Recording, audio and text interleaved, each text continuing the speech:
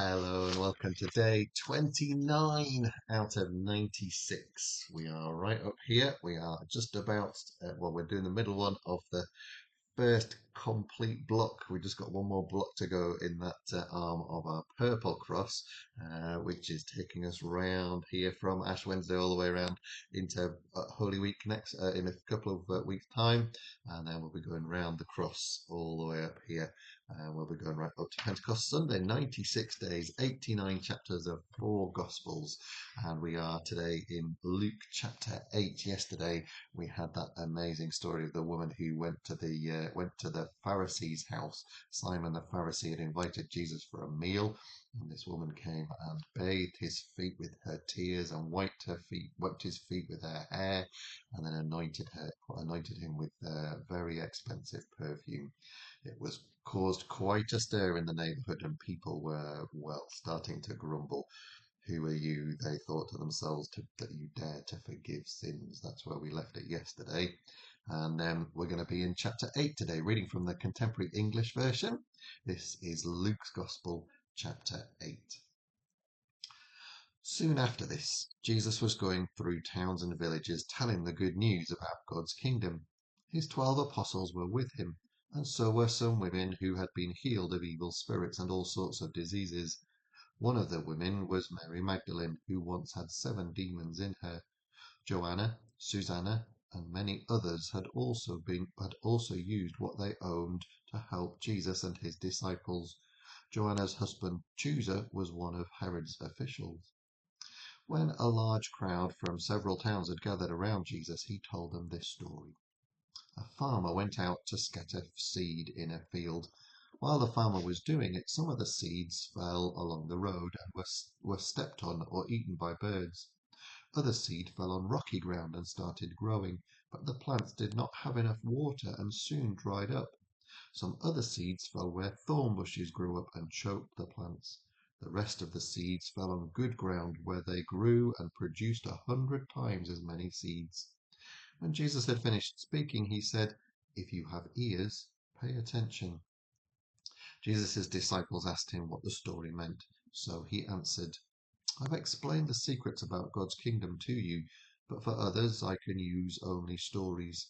These people look, but they do not see, and they hear, but they do not understand." This is what the story means.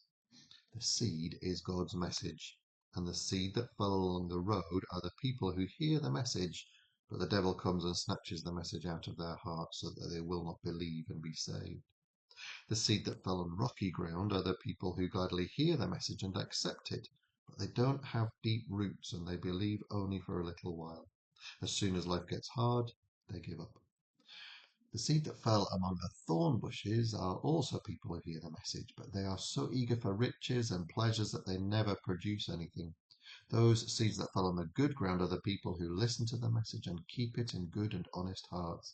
They last and produce a harvest. No one lights a lamp and puts it under a bowl or under a bed. A lamp is always put on a lamp stand so that people who come into the house will see the light.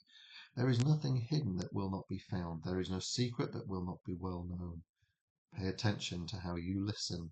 Everyone who has something will be given more, but people who have nothing will lose what little they think they have. Jesus' mother and brothers went to see him, but because of the crowd they couldn't get near him. Someone told Jesus, "Your mother and brothers are standing outside and want to see you." Jesus answered, "My mother and my brothers are those people who hear and obey God's message." One day Jesus and his disciples got into a boat and he said, "Let's cross the lake." They started out, and while they were sailing across, he went to sleep. Suddenly a windstorm struck the lake and the boat started sinking. They were in danger, so they went to Jesus and woke him up. "Master, Master, we're about to drown." Jesus got up and ordered the wind and waves to stop. They obeyed, and everything was calm. Then Jesus asked the disciples, "Don't you have any faith?" But they were frightened and amazed. They said to each other, "Who is this? He can give orders to the wind and the waves, and they obey him." Jesus and his disciples sailed across Lake Galilee and came to shore near the town of Gerasa. As Jesus was getting out of the boat, he was met by a man from that town. The man had demons in him. He'd gone naked for a long time and no longer lived in a house, but in the graveyard. The man saw Jesus and screamed. He knelt down in front of him and shouted, "Jesus, Son of God in heaven, what do you want with me? I beg you not to torture me." He said this because Jesus had already told the evil spirit to go out of him. The man had often been attacked by the demon, and even though he had been bound with chains and leg irons and kept under guard, he smashed whatever bound him. Then the demon would force him out into lonely places. Jesus asked the man, "What is your name?" He answered, "My name is Lots." He said this because there were lots of demons in him. They begged Jesus not to send them into a deep pit where they would be punished. A large herd of pigs was feeding there on the hillside, so the demons begged Jesus to let them go into the pigs, and Jesus let them go. Then the demons left the man and went into the pigs. The whole herd rushed down the steep bank and into the lake and drowned. When the men taking care of the pigs saw this, they ran to spread the news in the town and on the farms. The people went out to see what had happened, and when they came to Jesus, they also found the man. The demons had gone out of him, and he was sitting there at the feet of Jesus. He had clothes on and was in his right mind, but the people were terrified. Then all who had seen this man healed told about it. Everyone from around Gerasa begged Jesus to leave because they were so frightened. When Jesus got into the boat to start back, the man who had been healed begged to go with him, but Jesus sent him off and said, "Go back home and tell everyone how much God has done for you." The man then went all over town, telling everything that Jesus had done for him. Everyone had been waiting for Jesus, and when he came back, a crowd was there to welcome him. Just then, the man in charge of the Jewish meeting place came and knelt down in front of Jesus. His name was Jairus, and he begged Jesus to come to his home because his 12-year-old child was dying. She was his only daughter. While Jesus was on the way, people were crowding all around him. In the crowd was a woman who had been bleeding for 12 years. She had spent everything she had on doctors, but none of them could make her well. As soon as she came up behind Jesus and barely touched his clothes, her bleeding stopped. "Who touched me?" Jesus asked. While everyone was denying it, Peter said, "Master, people are crowding all around and pushing you from every side." But Jesus answered, "Someone touched me because I felt power going out from me." The woman knew that she could not hide, so she came trembling and knelt down in front of Jesus. She told everyone why she had touched him and that she had been healed right away. Jesus said to the woman, "You are now well because of your faith. May you go in peace." While Jesus was speaking, someone came from Jairus' home and said, "Your daughter has died. Why bother the teacher anymore?" When Jesus heard this, he told Jairus, "Don't worry, have faith and your daughter will get well." Jesus went into the house, but he did not let anyone else go with him except Peter, John, and James, and the girl's father and mother.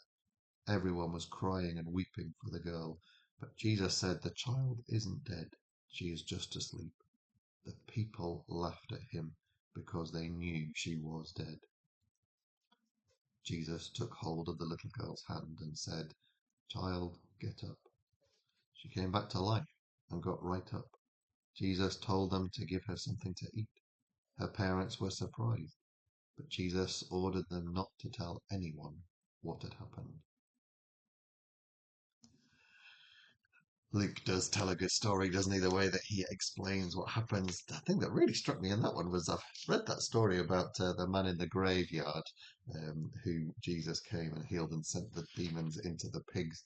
But it was the way that when the people came, so there was a man who had been really troubled by the demon, and then when the people came, that man was calm. But the other people were terrified, but they were troubled in a very different way from how he had been troubled. They were troubled by the goodness of Jesus, and they told him to leave, which was really sad, wasn't it? I was really struck by that, just the contrasts in this part of Luke's gospel. So we've got that sort of Jesus coming along who's calm, to the man who is